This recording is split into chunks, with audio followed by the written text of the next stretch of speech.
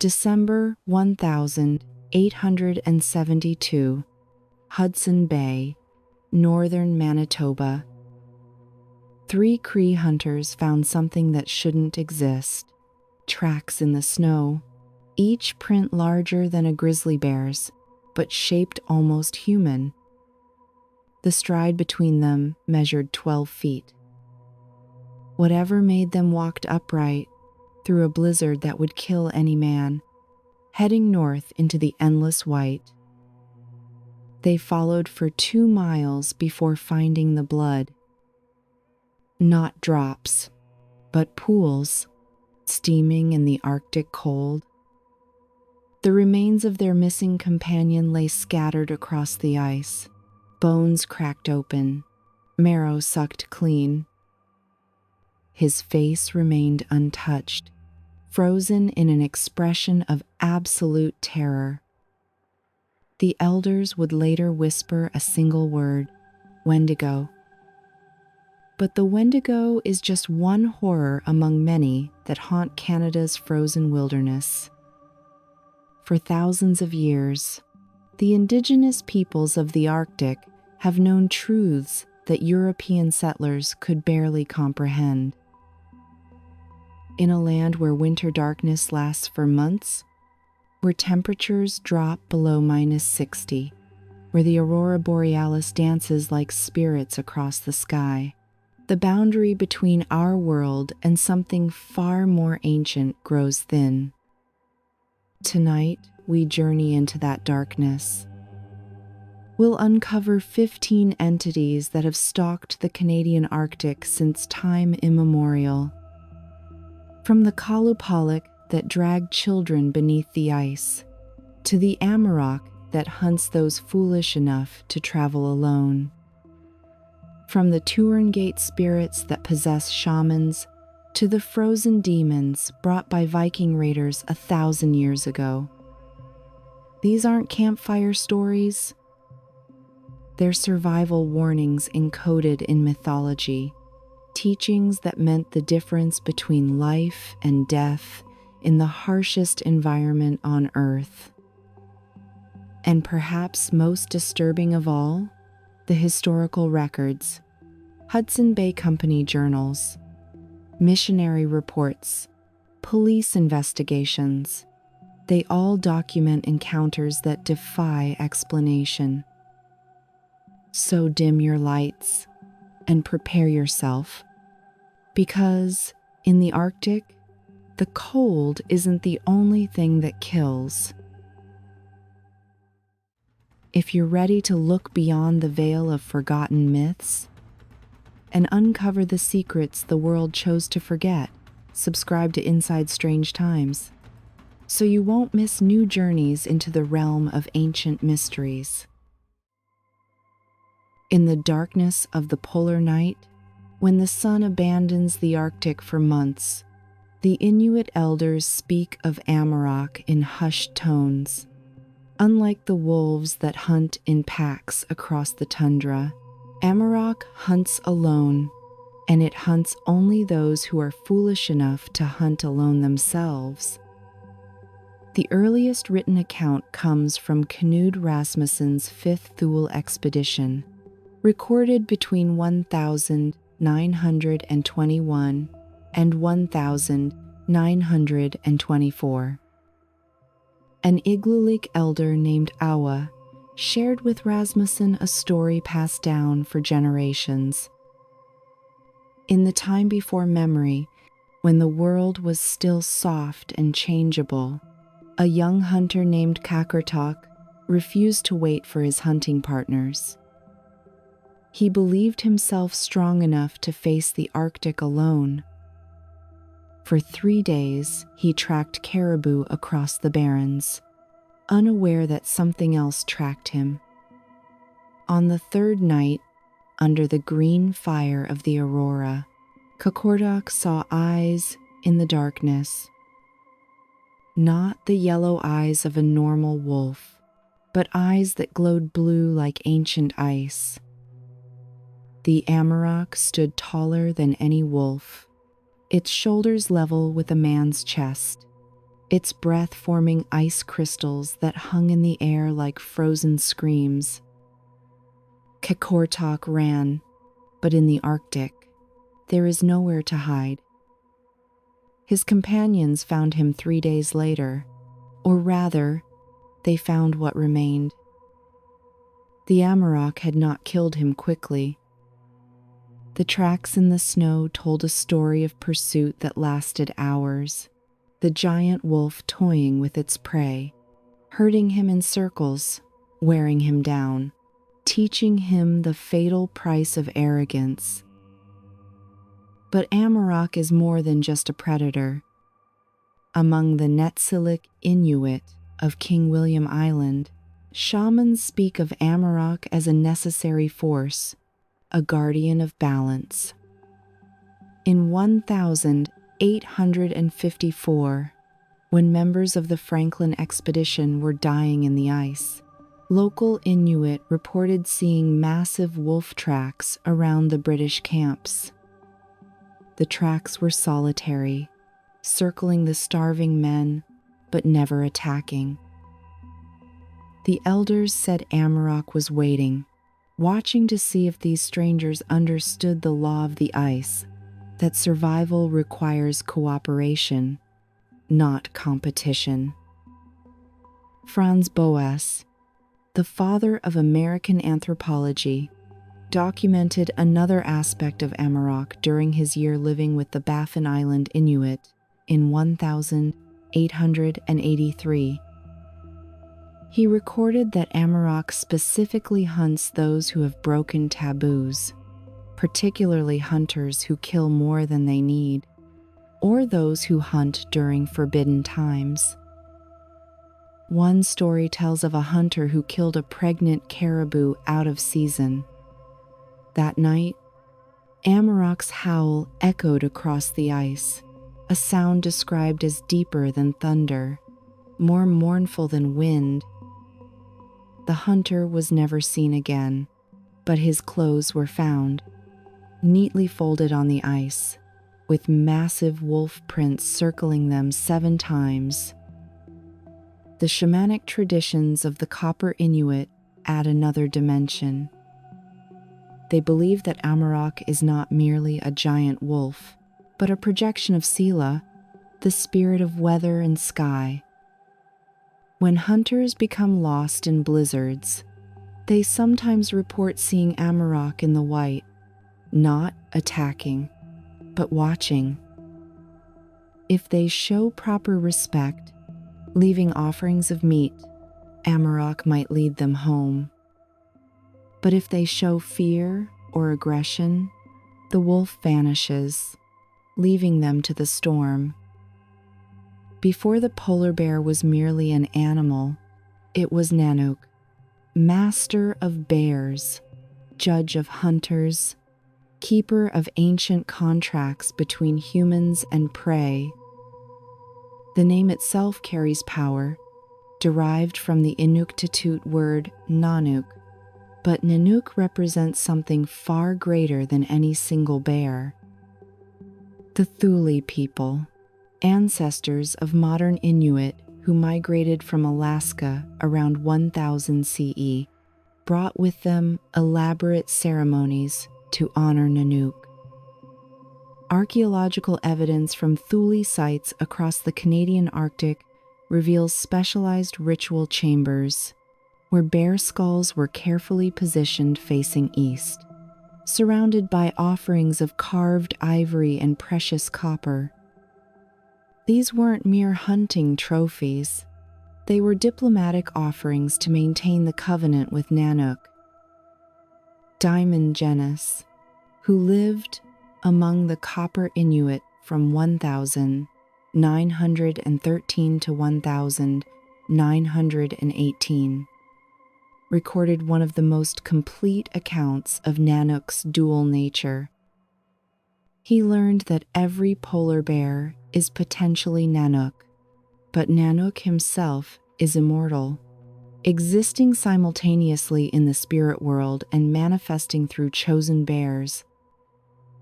The most sacred story tells of the first meeting between humans and Nanook, In the earliest days, when darkness covered the world, humans were weak and constantly hungry. A young woman named Sedna, who would later become goddess of the sea, encountered a massive white bear on the ice. Instead of fleeing, she offered the bear her last piece of seal meat.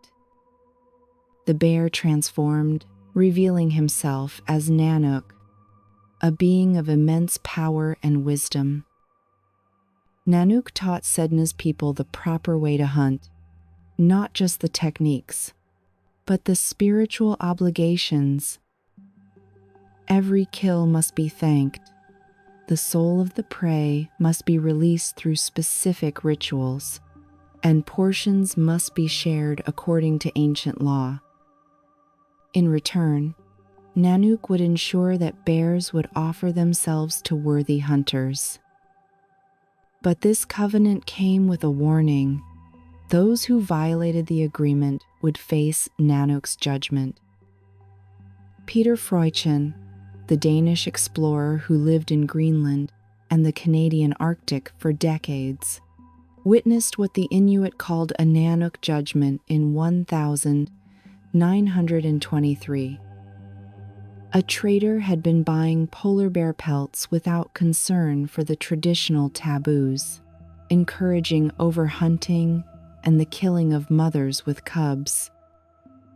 The local Angakuk, or shaman, warned that Nanook was angry. 3 weeks later, the trader's cabin was found destroyed. The walls were torn apart with a force no storm could match.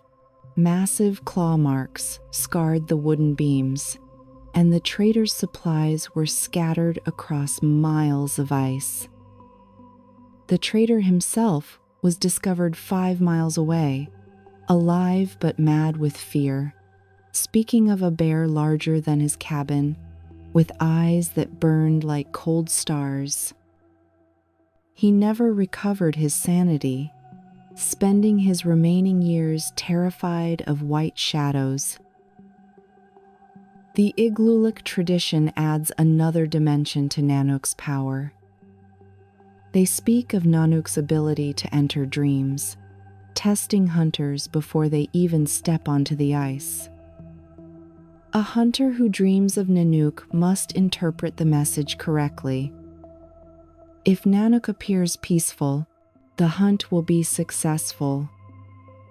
If Nanook shows his teeth, the hunter must perform cleansing rituals or risk disaster. But if Nanook turns his back in the dream, it means the hunter has lost the right to hunt bears forever.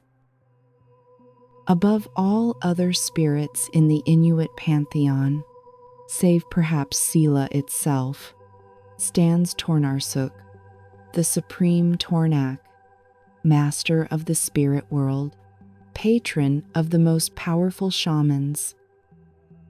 While lesser spirits could be bargained with or controlled, Tornarsuk commanded absolute respect and offered power that came with a terrible price.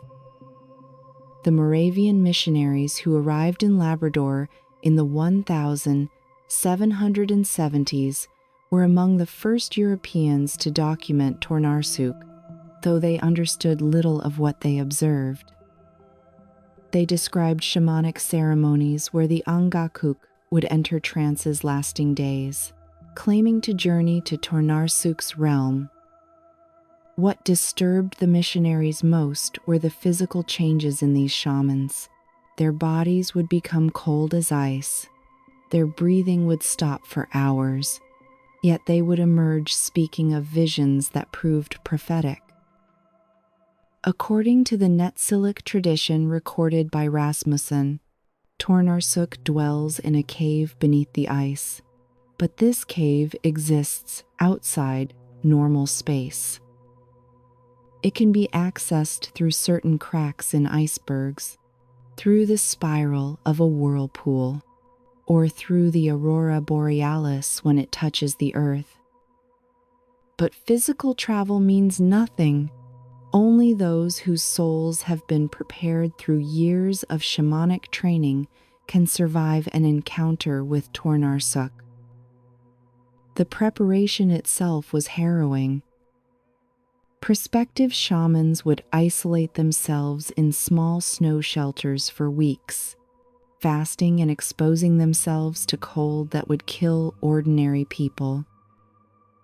They would call to Tornarsuk through ancient songs, words in a language older than Inuktitut, said to be the original speech of the spirits. Most who attempted this died or went mad. Those who succeeded emerged transformed, bearing the Qalupalik, the inner light that marked them as Tornarsuk's chosen. One of the most detailed accounts comes from an Igloolik shaman named Amarok, who spoke to Rasmussen in 1922. He described his first meeting with Tornarsuk after 5 weeks of isolation. The spirit appeared not as one being but as many, constantly shifting between forms. A giant bear, a mass of eyes, a human figure wrapped in northern lights, a darkness that consumed light. Tornarsuk spoke without words, downloading knowledge directly into Anarkak's mind. He learned the true names of all things, the songs that could call or banish spirits, the ability to see through time. But the price was severe. Amarok aged 20 years in a single night, his hair turning white, his joints becoming arthritic, and he could never again eat the meat of land animals, only fish and seal. The Hudson Bay Company records from the 1840s contain a disturbing account of Tornarsuk's intervention in human affairs. A factor named James Anderson wrote of a conflict between traders and a group of Inuit near Chesterfield Inlet. The local shaman warned that the traders had offended Tornarsuk by excavating near a sacred site.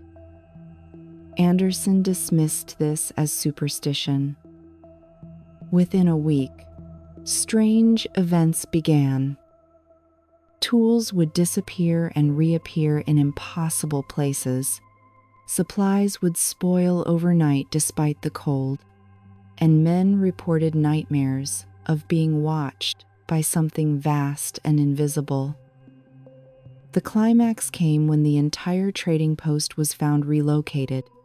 Every building moved exactly 100 feet north during a single night, with no tracks in the snow to explain how. Anderson abandoned the post, and the company never rebuilt there. Among the beings that haunt the Arctic, few are as unsettling as the Ijiraq, shapeshifters that exist between the human world and the spirit realm, never fully in either. The name comes from the Inuktitut word for hide and seek, but encountering an Ijiraq is no child's game. The Caribou Inuit of the Qallupalik region have preserved the most complete traditions about Ijiraq. They describe them as beings that were once human, transformed through breaking fundamental taboos or through shamanic practices gone wrong. Caught between forms, Ijiraq constantly shift their appearance, but they can never quite get it right. A caribou with human eyes, a person whose joints bend the wrong way, a raven that casts a wolf's shadow. These are the marks of an Ijiraq. The danger lies not in physical attack, but in their ability to steal human children, replacing them with changelings or luring them into the space between worlds.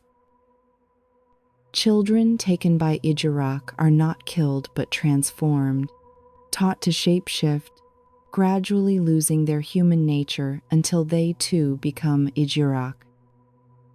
Father Arsan Turketal, a Catholic missionary in the Keewatin district from 1901 to 1942, documented multiple cases of what the Inuit claimed were Ijiraq encounters. In 1913, he investigated the disappearance of 2 children from a camp near Baker Lake. The children, aged 7 and 9, vanished during a mild spring day, leaving no tracks. Search parties found them 3 days later, 20 miles from camp, in a direction no one had searched because it led to bare rock where tracking was impossible. The children had no memory of travel, insisting they had been playing with other children who looked exactly like them, except their faces kept changing. Both children drew similar pictures, figures with human bodies but heads that were simultaneously human, caribou, and bird. What made the case more disturbing were the physical evidence. The children's clothing showed no wear from traveling 20 miles. Their feet were uninjured despite crossing rough terrain, and they showed no signs of hunger or thirst. More puzzling, they spoke several words in a dialect that no one in the region recognized, words that seemed to describe concepts for which Inuktitut had no equivalent. The shamanic traditions speak of ways to detect and combat Ijiraq. They cannot cross lines drawn with ochre. They fear the sound of drums made from walrus stomach, and they must answer truthfully if asked their true name 3 times. But learning an Ijiraq's true name is dangerous, as it creates a connection that allows the Ijiraq to follow you between worlds. In the darkness of polar night, when blizzards howl across the tundra, the Netsilik Inuit know that not all howling comes from wind. Sometimes it comes from Keelut, the hairless dog, herald of death, invisible stalker of the doomed. Unlike the majestic Amarok or the powerful Nanook, Keelut inspires pure dread. Described as a dog without fur, its black skin pulled tight over its bones, it moves through the Arctic unseen, leaving no tracks in snow or scent in the air. Only those about to die can see Keelut clearly. Others might glimpse a shadow at the edge of vision, a darkness that moves against the wind. The earliest written reference to Keelut appears in the journals of Captain George Lyon, who wintered with the Igloolik in 1822 during the Perry expedition. He recorded a panic that gripped the camp when dogs began howling in unison one night, all facing the same direction, though nothing was visible. An elder explained that Keelut was passing through, marking someone for death. 3 days later, a young hunter fell through thin ice and drowned, exactly where the dogs had faced. But Keelut is more than just an omen. The shamanic traditions describe it as an active agent of death, sent by malevolent shamans or arising from places where terrible deaths occurred. It feeds on fear, growing stronger as its chosen victims' terror increases, following them relentlessly until they either die of exhaustion or make a fatal mistake in their panic. Every Inuit child knows the humming, that eerie melody that drifts up through cracks in the sea ice, the song of the Qallupalik calling to children who wander too close to the water's edge. These creatures represent one of the most persistent and detailed traditions across all Inuit cultures, from Alaska to Greenland, with remarkably consistent descriptions despite the vast distances between communities. The Qalupalik are described as humanoid beings with long hair like seaweed, green mottled skin that shifts color like sea ice, elongated fingers with webbing, and most distinctively, an Amarok, a traditional Inuit woman's parka with a pouch for carrying infants. But the Qalupalik's Amarok is not made of caribou hide. It's woven from human hair, the hair of all the children they've stolen over millennia. The origin story of the Qalupalik, as told by the Copper Inuit, speaks of a woman who lost her children to starvation during a particularly harsh winter. Mad with grief, she walked onto the sea ice carrying their bodies, singing lullabies to the corpses.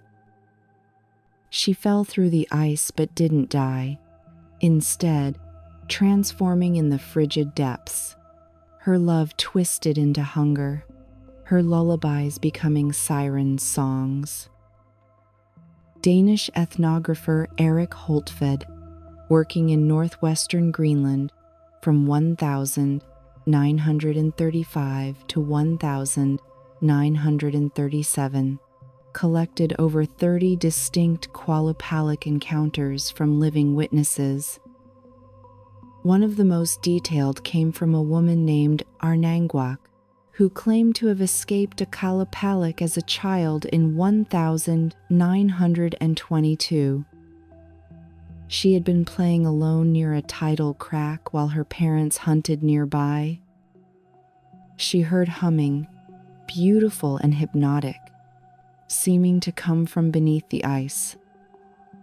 As she peered into the dark water, she saw a face looking up at her, almost human but wrong, with eyes too large and a mouth that opened sideways.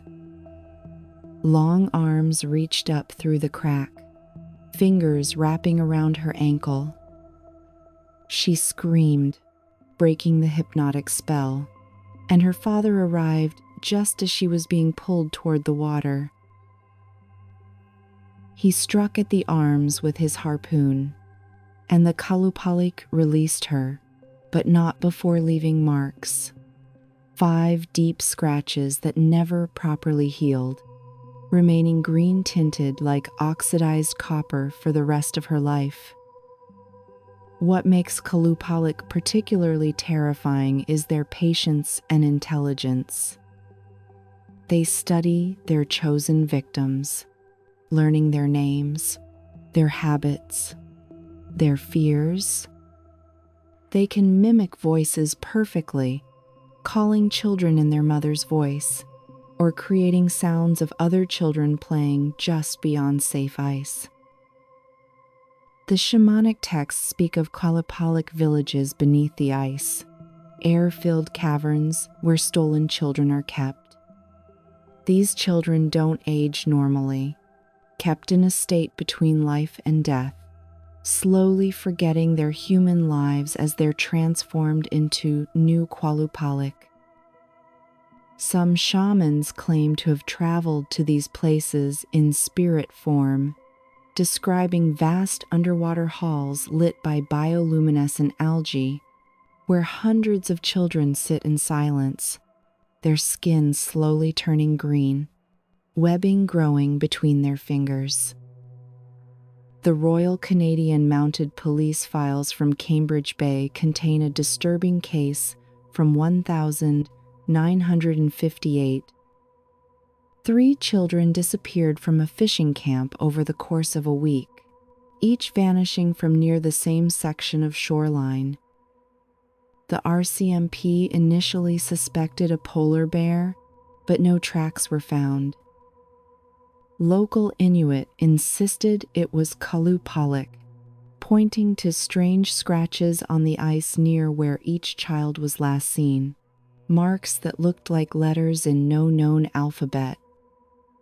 The search was called off after 2 weeks, but one child, a 6-year-old boy, was found a month later, alive but changed.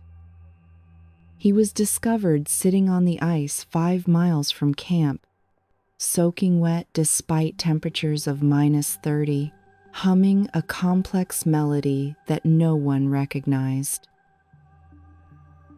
He had no memory of the missing month, but spoke of playing with green children under the water, where breathing wasn't necessary. His body temperature remained several degrees below normal for the rest of his life, and he could hold his breath for over 15 minutes, abilities no human should possess. The relationship between Inuit shamans and their helping spirits, the Tuurngait, represents one of the most complex and dangerous aspects of Arctic spirituality.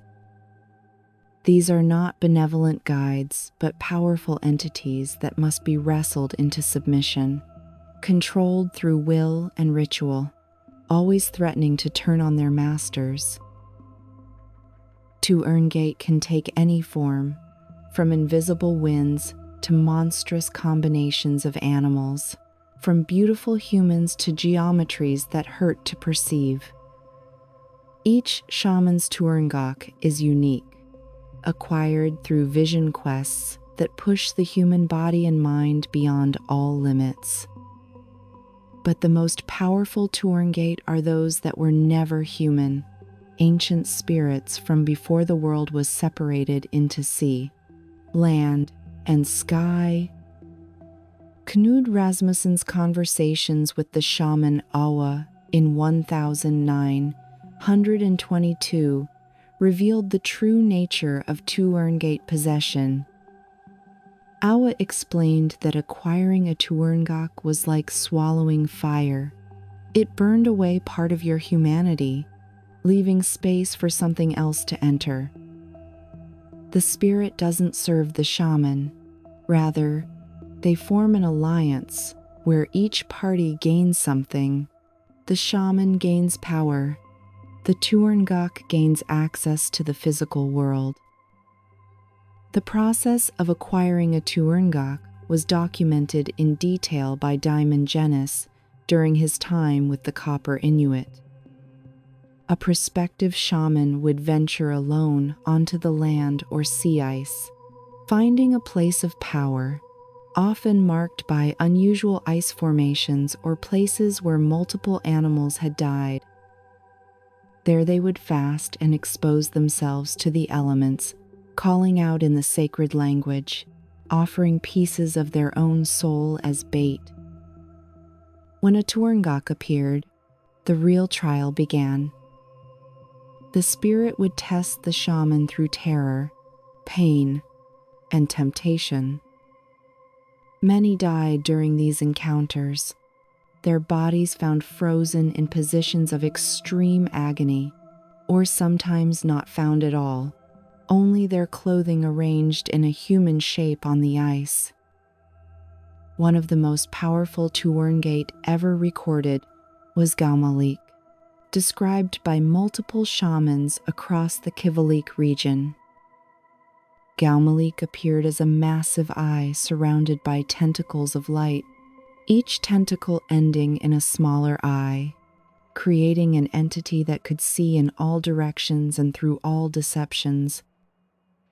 Shamans who successfully bound Qalupalik gained the ability to see through lies, witness events happening far away, and perceive the true forms of shapeshifters. But Qalupalik extracted a terrible price. Each use of its power cost the shaman one of their own memories, starting with the happiest and working toward the most traumatic. Eventually, shamans who relied too heavily on Qalupalik became hollow, unable to remember their own names or recognize their families, living only as vessels for the spirit's sight. The Hudson Bay Company archives contain a report from 1847 that demonstrates the reality of Tuurngait power, regardless of European skepticism. Factor Robert Campbell wrote of a confrontation between a company trader and a shaman named Qakortok at Fort Resolution. The trader had cheated several Inuit families in a trade deal, and Qakortok announced he would send his Tuurngait for justice. That night, witnesses reported seeing the aurora borealis descend to ground level, forming a writhing mass of green light around the trader's cabin. The trader was found the next morning, alive but aged decades overnight, his hair white, his skin wrinkled, speaking in tongues that no one could understand.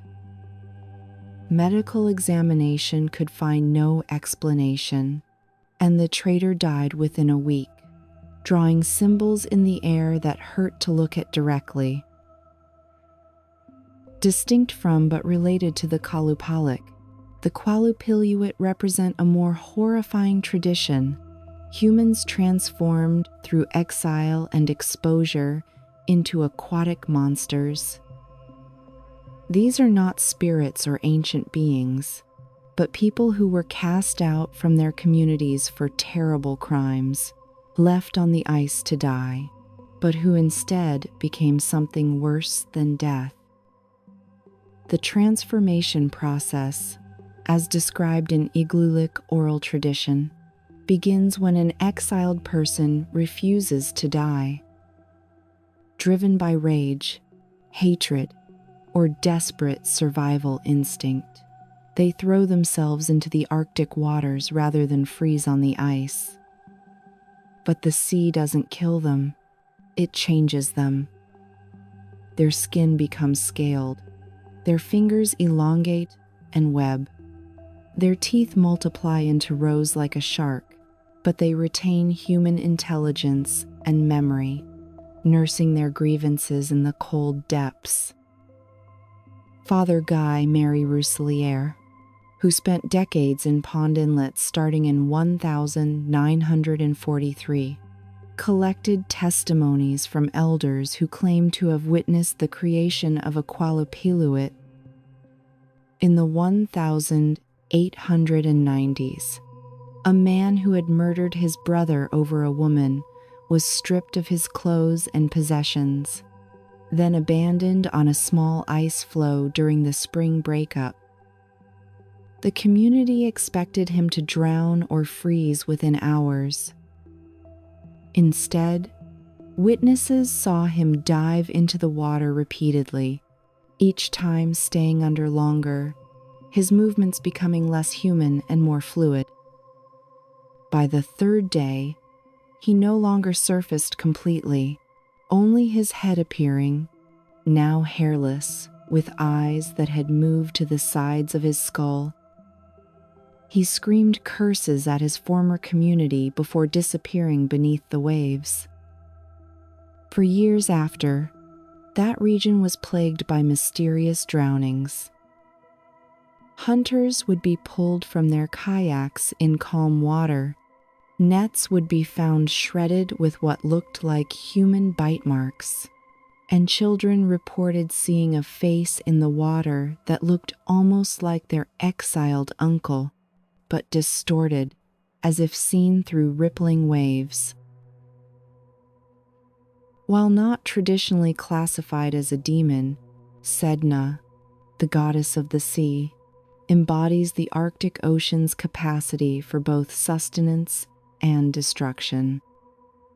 Her story is perhaps the most important in Inuit mythology, explaining not just the origin of sea creatures, but the fundamental relationship between humans and the unforgiving ocean. Multiple versions of Sedna's origin exist across the Arctic, but the core narrative remains consistent. She was once a beautiful woman who refused all suitors until a mysterious hunter appeared, promising her wealth and comfort. After marriage, she discovered her husband was not human but a bird spirit, a fulmar or raven depending on the telling, who had deceived her with illusions. When her father came to rescue her, the bird husband pursued them across the ocean, calling up a terrible storm. In fear, the father threw Sedna overboard. When she clung to the kayak's edge, he cut off her fingers joint by joint. These severed pieces became the seals, walruses, and whales. Sedna sank to the ocean floor, transformed into a powerful goddess, hair forever tangled with the sins of humanity. Franz Boas recorded in 1888 that Sedna controls all sea creatures, releasing them to hunters only when proper rituals are observed. When taboos are broken, the sins collect in her hair like filth, causing her pain and anger. The sea animals hide in her tangled hair, and humans starve. Only a shaman's spirit journey to comb Sedna's hair, facing her rage and the monsters that guard her, can restore balance. Danish archaeologist Thurkel Mathiasen, excavating Thule culture sites in the 1920s, found evidence of Sedna worship dating back 1,000 years. Specialized combs made from walrus ivory, too delicate for human hair, were found in shamanic burial sites, clearly ritual objects for the spiritual cleansing of Sedna's hair. Some were stained with what appeared to be blood, suggesting physical offerings were made during these ceremonies. The most detailed shamanic journey to Sedna was described by the Angakok Qimmiq-siju to Rasmussen in 1923.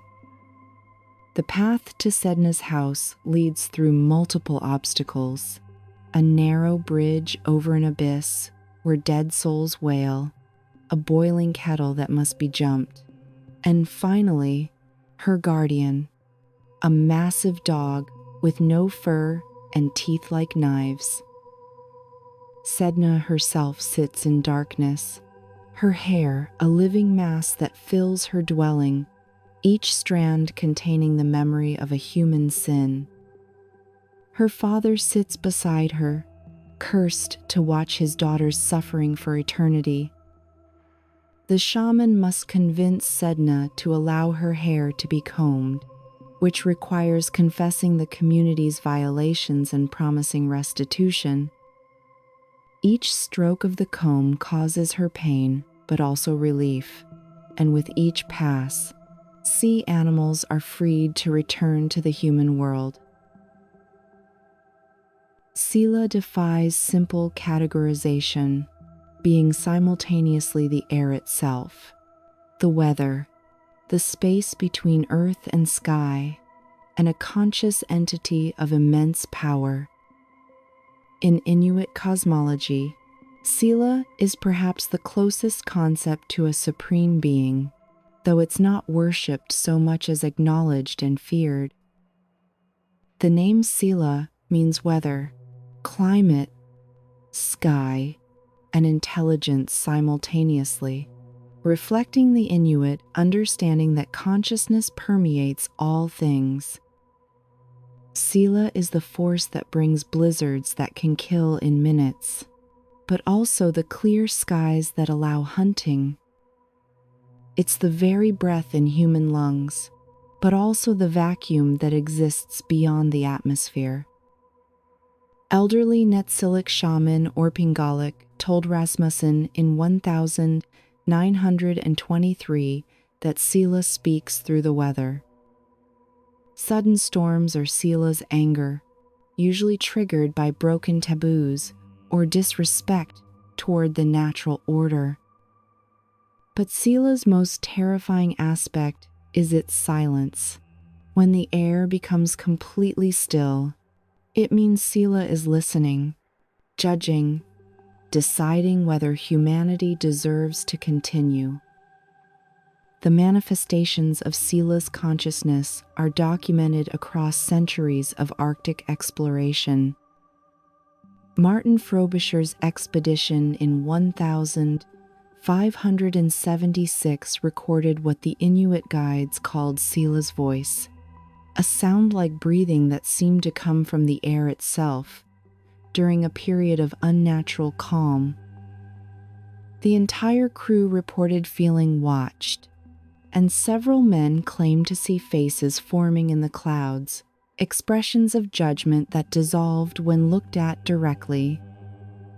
More recently, climatologist Dr. Susan Barr, studying traditional weather prediction methods in Igloolik in 1987, documented an event the elders called a Sila warning.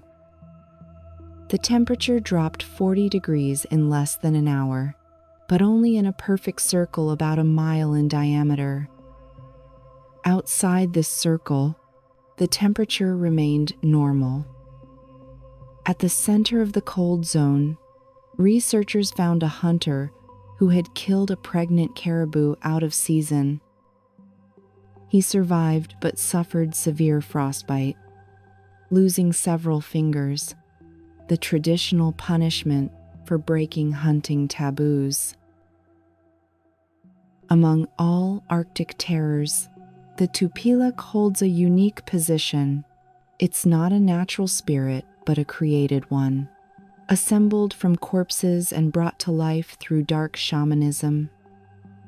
The practice of creating Tupilaq represents the weaponization of spiritual power, turning the sacred into an instrument of murder. The construction of a Tupilaq, as recorded by Greenlandic elder Keelut to ethnographer William Thalbitzer in 1914, requires gathering materials in secret. Bones from various animals, particularly those that died violently, human hair and nails, preferably from a corpse, and sometimes the flesh of murdered children.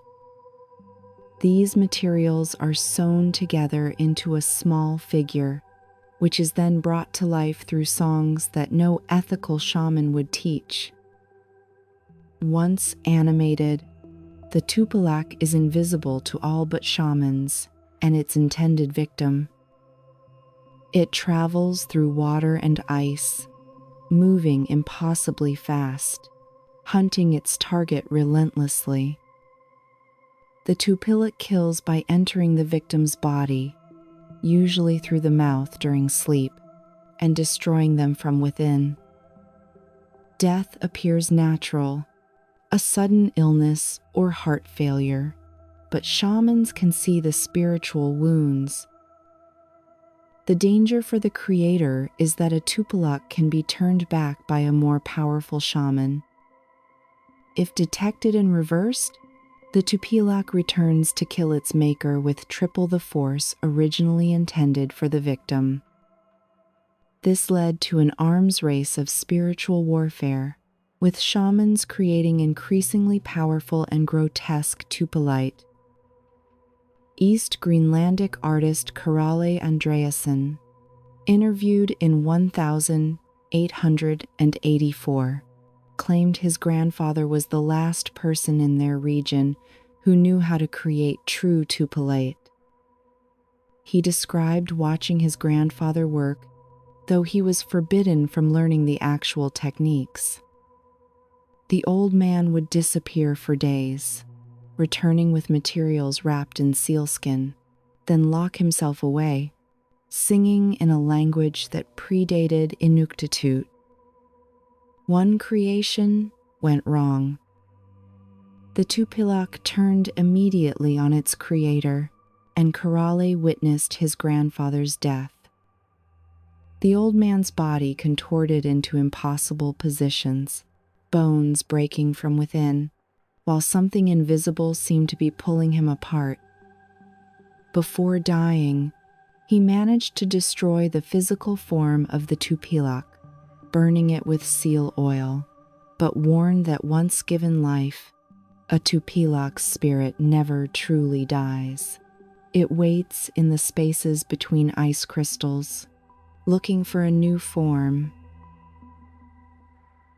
No creature in the Canadian Arctic and subarctic inspires more visceral terror than the Wendigo, the cannibalistic monster that represents the ultimate taboo made flesh.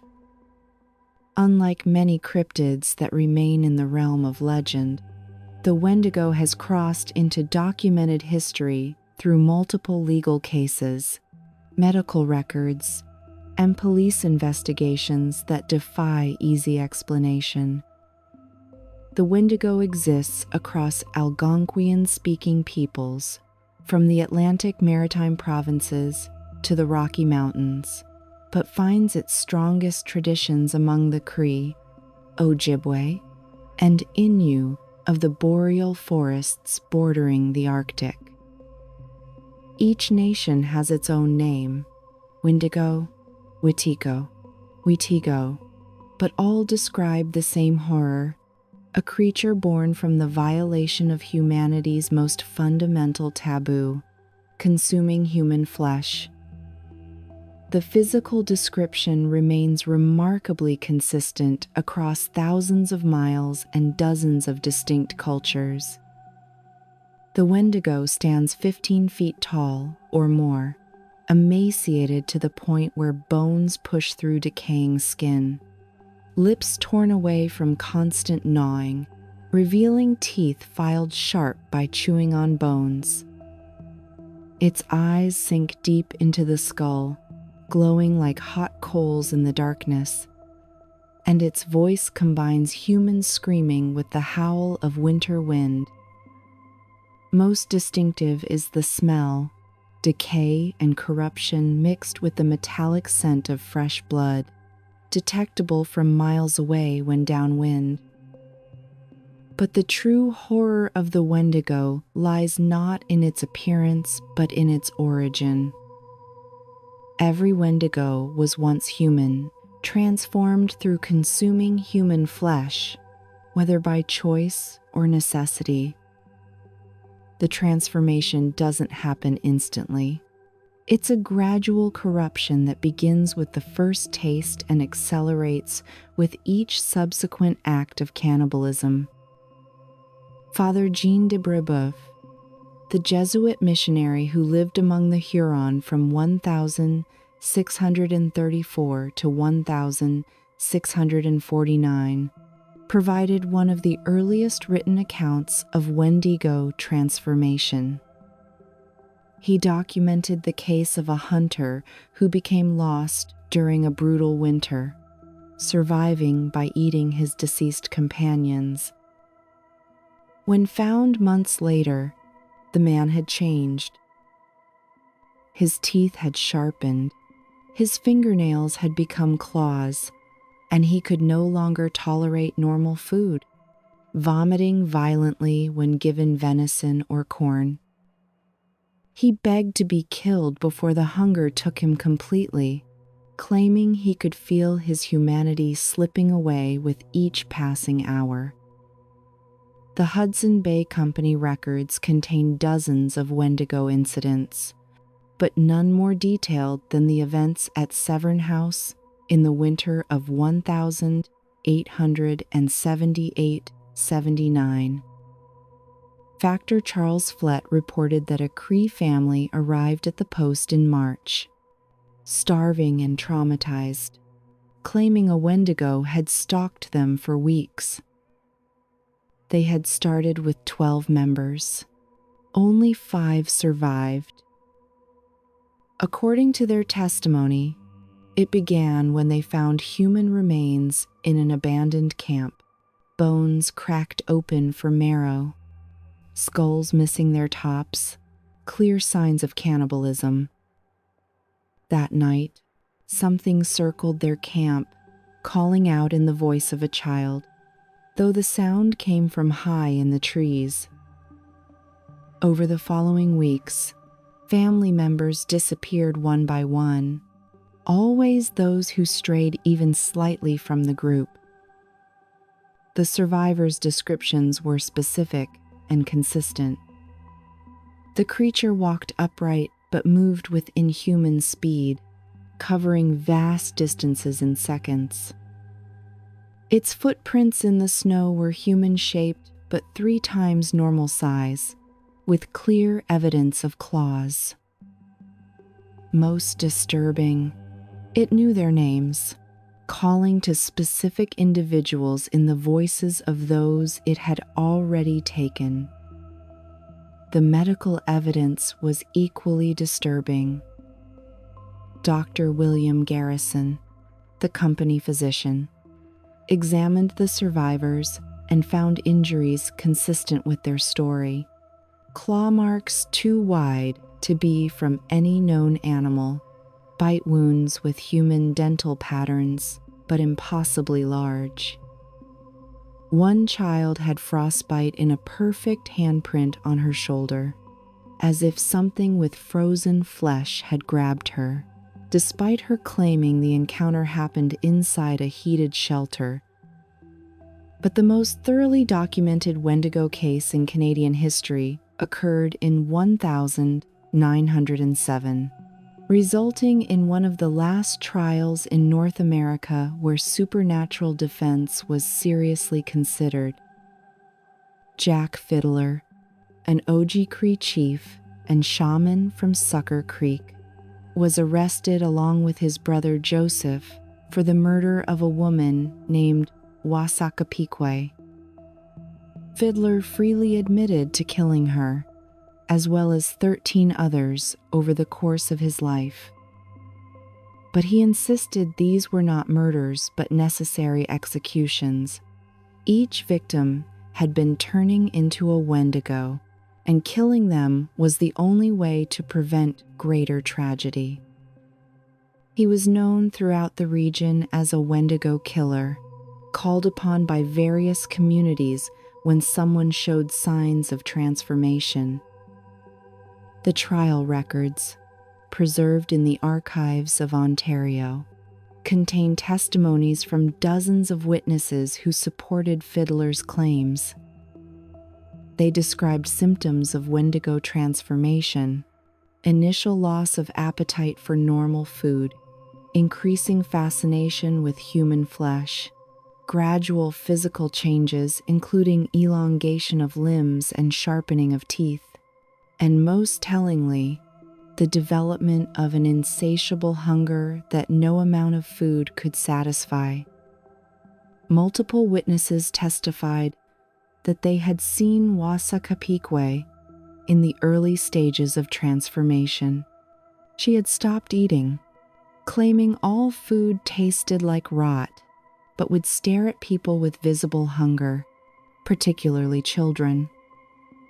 Her family reported finding her gnawing on her own arms, drawing blood, and when confronted, she said it was the only thing that eased the burning in her stomach. The court ultimately convicted Fiddler, but he died in custody before sentencing, many say by his own hand, to avoid the dishonor of execution by outsiders. His brother Joseph was sentenced to life imprisonment, but was granted clemency after appeals from anthropologists and missionaries who argued for cultural context. What makes the Wendigo phenomenon particularly compelling is the condition known as Wendigo psychosis, documented by psychiatrists throughout the 20th century. Individuals develop an overwhelming desire to consume human flesh despite the availability of other food, accompanied by the belief that they are transforming into a Wendigo.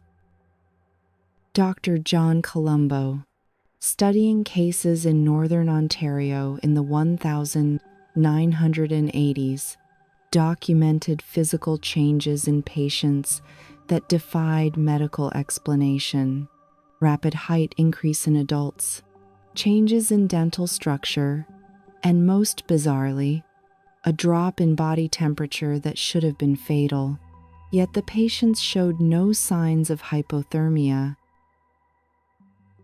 In the intersection between the Arctic and subarctic forests, particularly in the territories of the Inuit and northern Cree, stories persist of Mahaha, a demon whose method of killing seems almost absurd until one considers the psychological torture involved. Mahaha kills through forced laughter, tickling victims until they die of exhaustion, their faces frozen in rictus grins. Mahaha is described as humanoid but elongated, with blue-white skin stretched tight over prominent bones, fingernails like icicles, and most distinctively, a constant maniacal smile that never changes expression.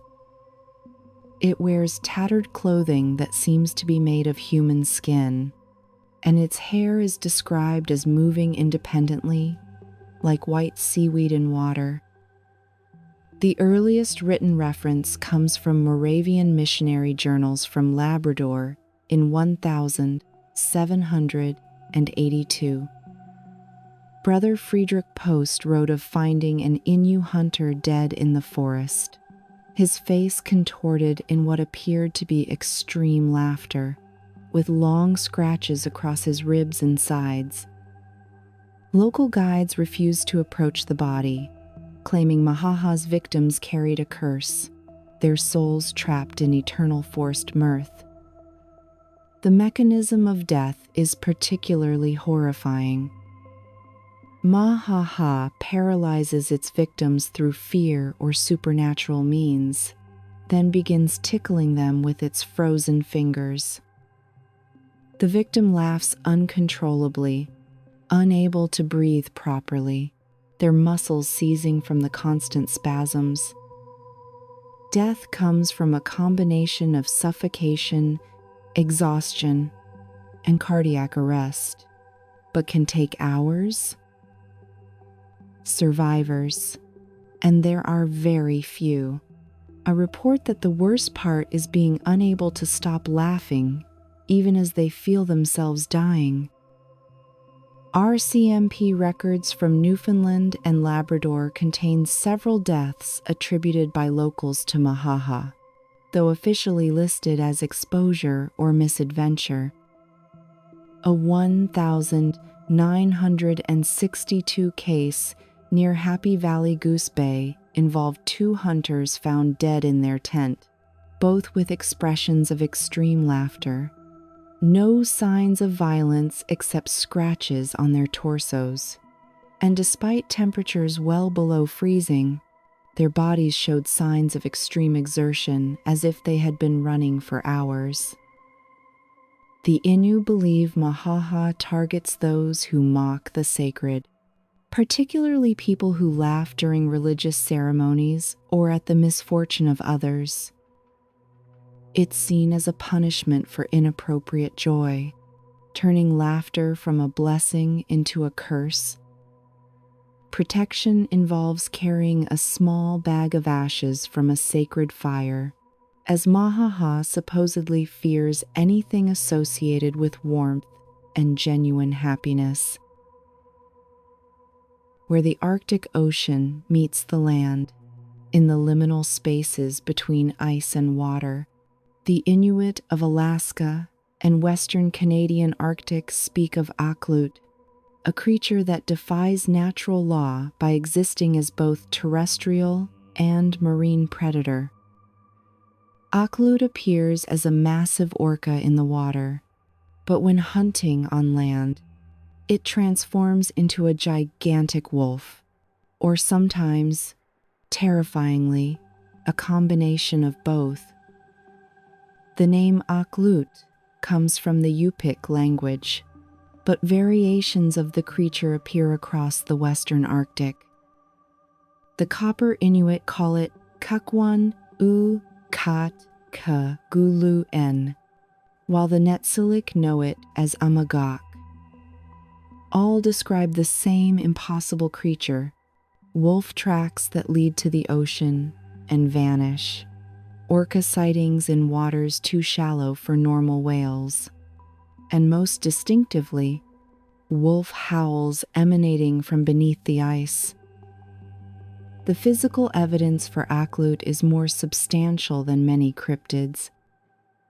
Hunters regularly find massive wolf tracks that lead directly into open water with no return trail.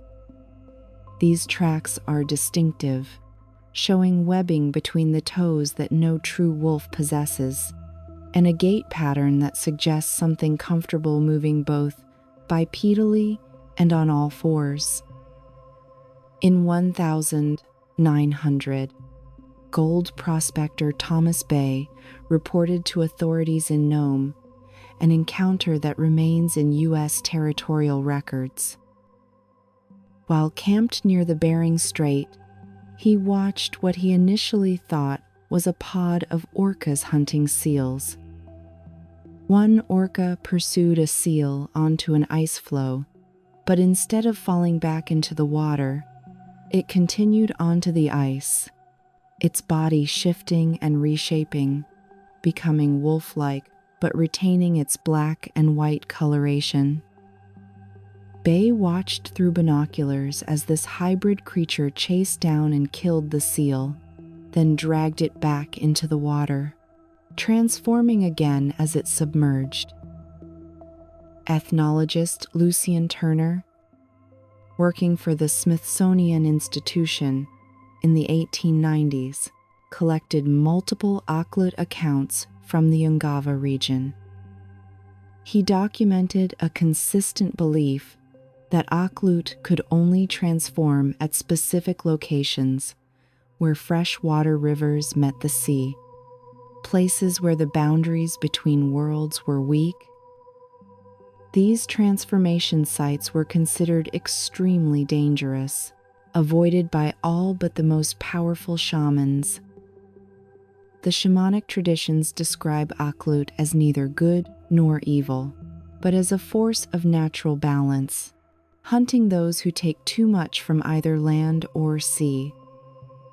Hunters who overfished would find wolf tracks around their camps, while those who hunted too many caribou might see orcas following their kayaks in waters where no orca should be. The message was clear: respect the balance, or become prey yourself. More recent sightings continue to emerge. In 2007, a research team studying beluga whales near Tuktoyaktuk reported seeing what they initially logged as an orca in extremely shallow water, less than 3 feet deep. Video footage shows a large, dark shape moving through the shallows, but when the team approached by boat, they found only massive canine tracks leading inland, tracks that measured over 14 inches long. When French voyageurs and coureurs de bois penetrated the Canadian wilderness in the 17th and 18th centuries, they brought with them the legend of the Loup-Garou, the werewolf. But in the extreme cold of the northern forests and Arctic margins, this European legend merged with indigenous beliefs to create something unique: the Loup-Garou du Nord, a werewolf adapted to survive and hunt in the coldest places on Earth. Unlike the European werewolf that transforms with the full moon, the Loup-Garou du Nord is tied to the aurora borealis. French-Canadian tradition holds that the dancing northern lights are actually the souls of these creatures running across the sky, and when the aurora touches the earth, transformation becomes possible. The condition was believed to be both curse and contagion. Those who failed to attend Easter Mass for 7 consecutive years would transform, as would those who made pacts with the devil for survival in the harsh wilderness. But it could also spread through bites, creating a fear of infection that paralleled European rabies panics. Father Charlevoix, traveling through New France in 1720, documented what he called an epidemic of Loup-Garou sightings near Fort Albany on James Bay. Over the course of one winter, 17 different witnesses reported encounters with massive wolves that walked upright, had human eyes, and seemed to understand French when spoken to. Most disturbing, several missing voyageurs were reportedly seen among wolf packs, running on all fours but wearing the remains of human clothing.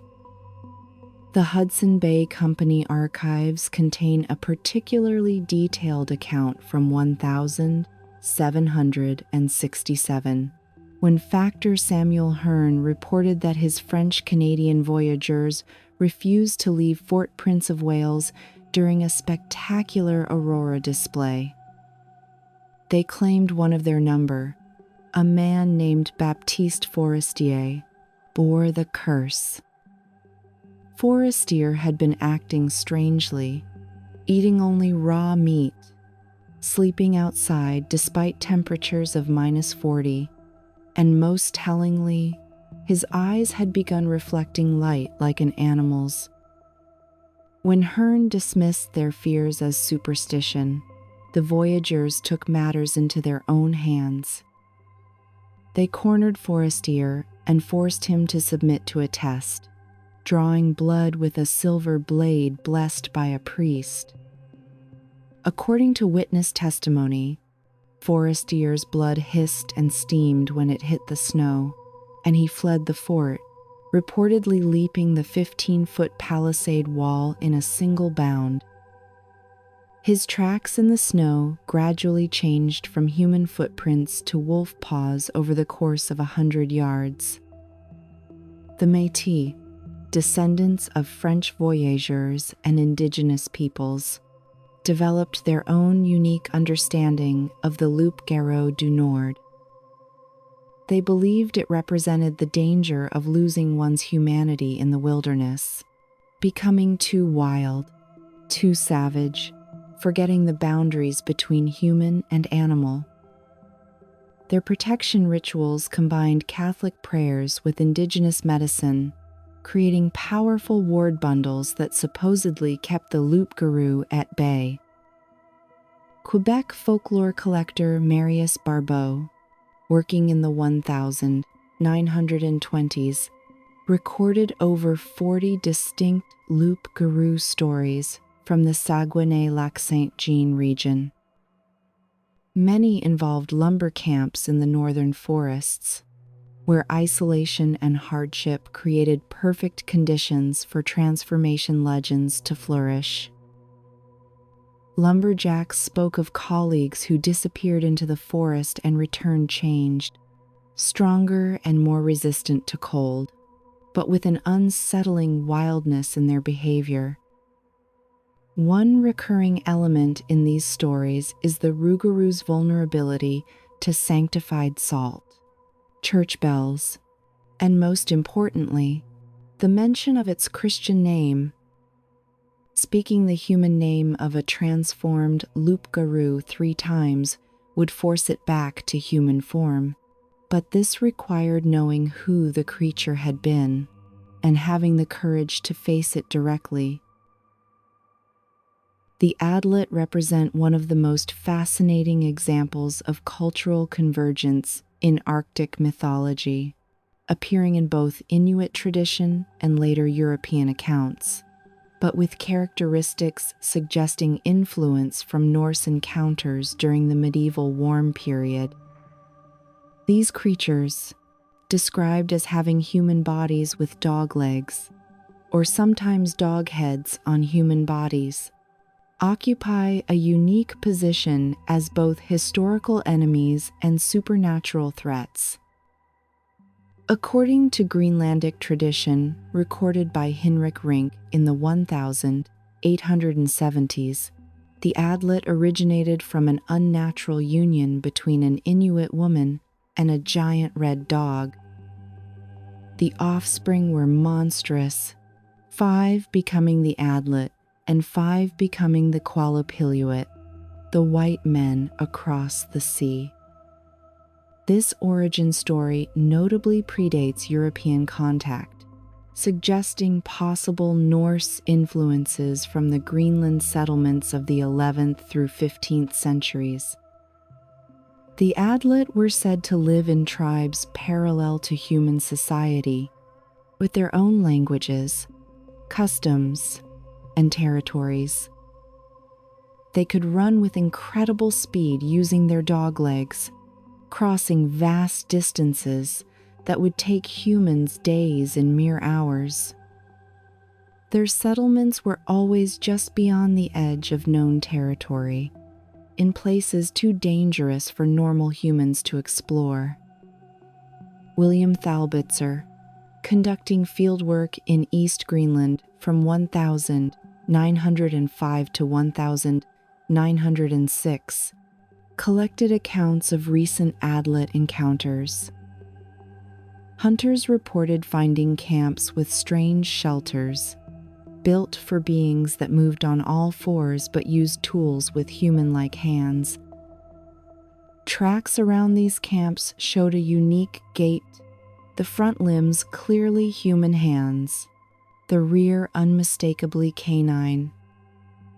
The Saddlermute, the last Tuurngait people who survived on Southampton Island until 1903, claimed regular contact with beings matching Adlet descriptions.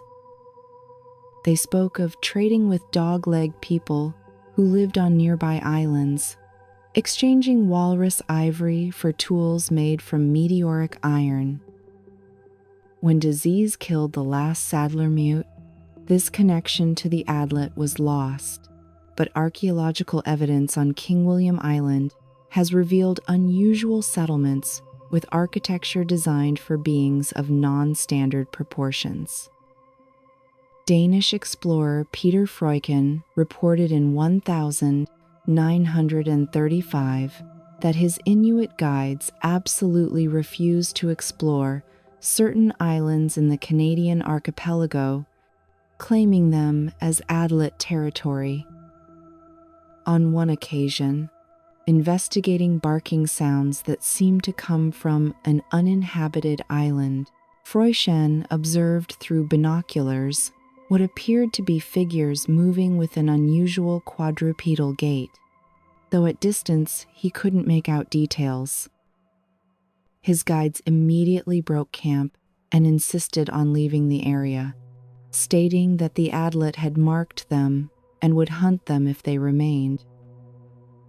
The Norse settlements in Greenland from 985 to the 15th century left more than just archaeological remains. They introduced the concept of the Draugr, the undead warriors of Scandinavian tradition, to the North American Arctic. When these colonies mysteriously disappeared, Inuit oral tradition preserved memories of encounters with European revenants that differed fundamentally from indigenous concepts of the undead. The Draugr of Norse tradition were corporeal undead, maintaining their physical bodies after death, but with supernatural strength and durability. They guarded their burial treasures, tacked the living out of envy, and could only be destroyed through decapitation and burning. In the Arctic context, these beings took on additional characteristics, becoming immune to cold, able to travel through blizzards, and most disturbingly, capable of raising the recently dead as thralls. Greenlandic Inuit traditions speak of encounters with Qivitut, which bear remarkable similarities to Draugr. These were described as pale-skinned giants with red beards, wearing strange metal clothing, who emerged from ancient graves to attack the living. Unlike traditional Inuit spirits, they couldn't be appeased or bargained with. only fought or fled from. Archaeological evidence supports these legends. The Thule culture sites that replaced Norse settlements often show deliberate avoidance of Norse burial grounds, with Inuit camps positioned at careful distances from known Norse cemeteries. More intriguingly, several Norse graves have been found open from the inside, with claw marks on stone suggesting something tried to escape. The most detailed account comes from Aaron of Qimmiq, a Greenlandic artist and storyteller who in 1859 related to Hinrich Rink a family tradition about his ancestors' encounter with a Draugr.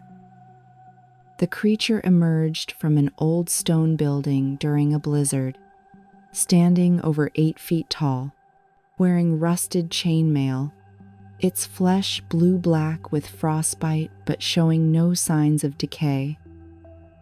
It spoke in a language no one understood, but its intentions were clear as it attempted to drag away a young woman.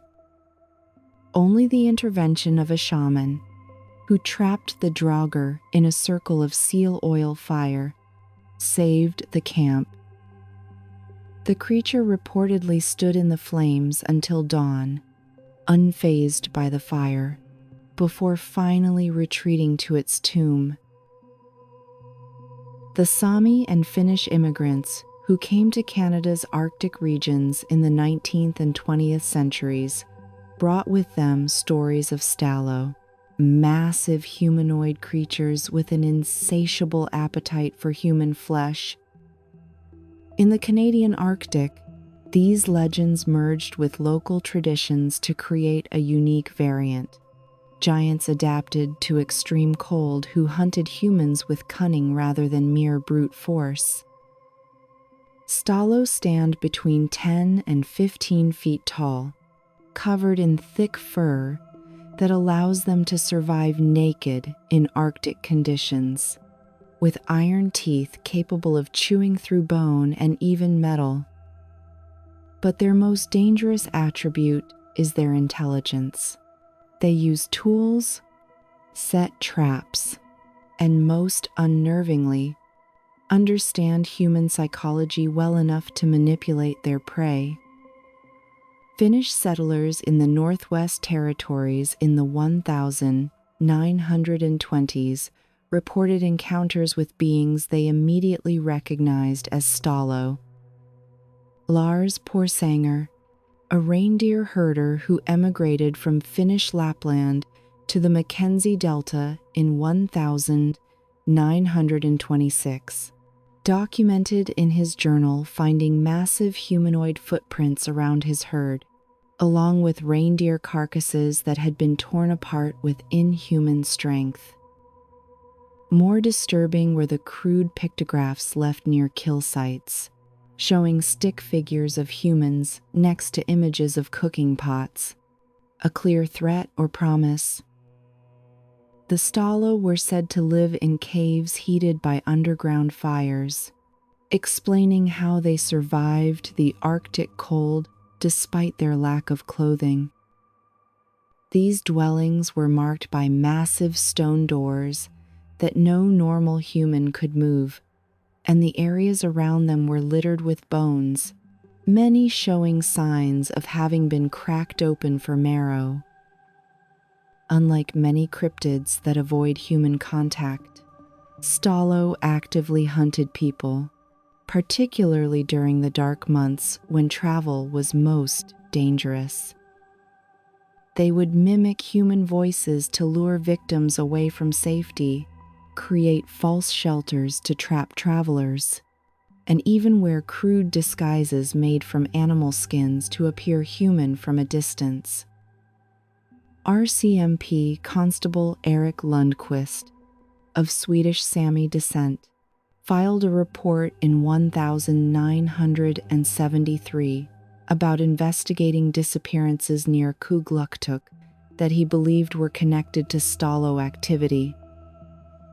he found a cave containing processed human remains, tools made from human bones, and most disturbingly, recent journal entries from missing persons describing being held captive by something that was teaching them its language, apparently fattening them up before consumption. Where European and Inuit traditions merged most completely was in the legend of ghost dog teams, spectral sleds that race across the Arctic ice, bearing the souls of the damned. The Qimmiq-siju combined the European wild hunt tradition with Inuit beliefs about the spirits of dogs and their mushers who died badly on the ice. These phantom teams appear during blizzards, their approach heralded by the sound of barking and sled runners on ice, even when conditions make travel impossible. Witnesses describe seeing teams of ghostly dogs, their eyes glowing green or blue, pulling sleds that hover inches above the ground, driven by figures whose faces are obscured by ice and shadow. The origin varies by region.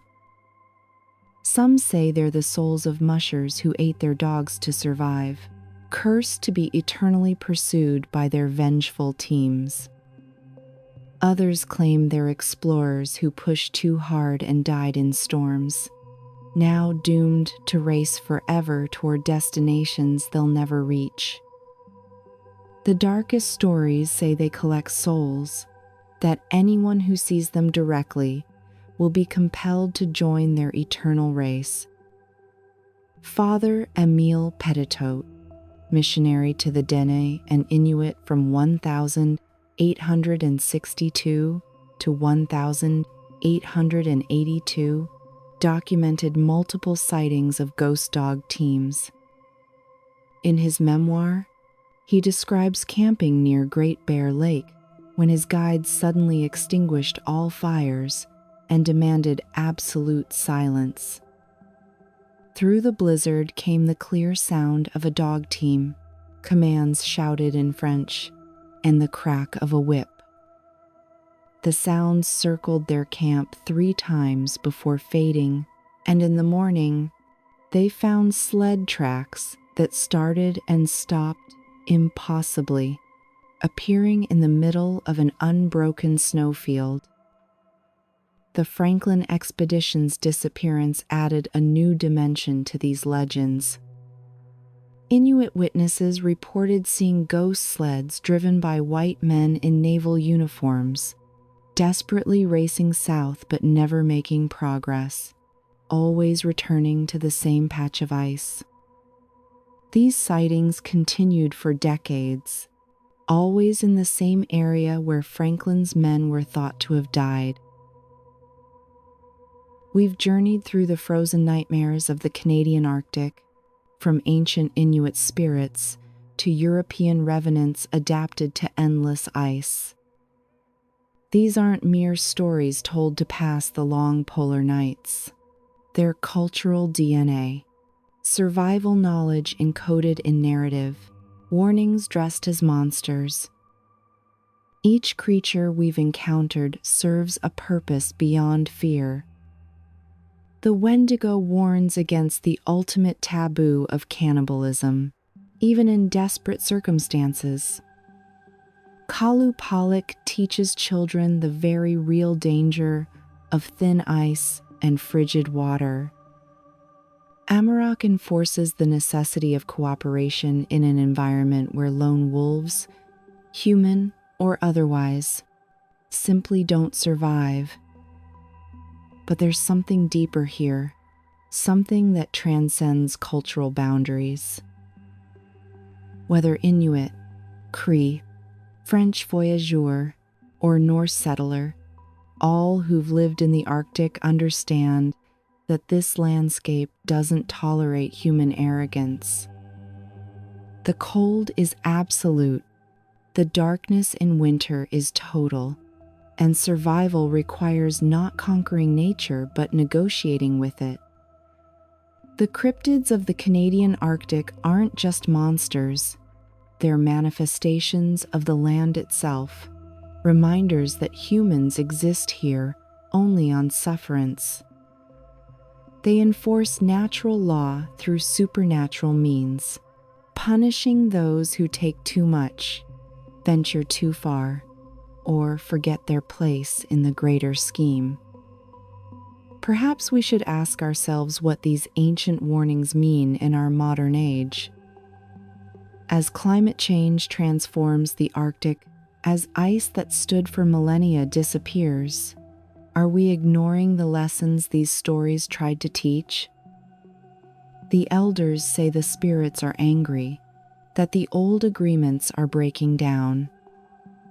This raises a fascinating question about the relationship between environmental destruction and mythological consequence.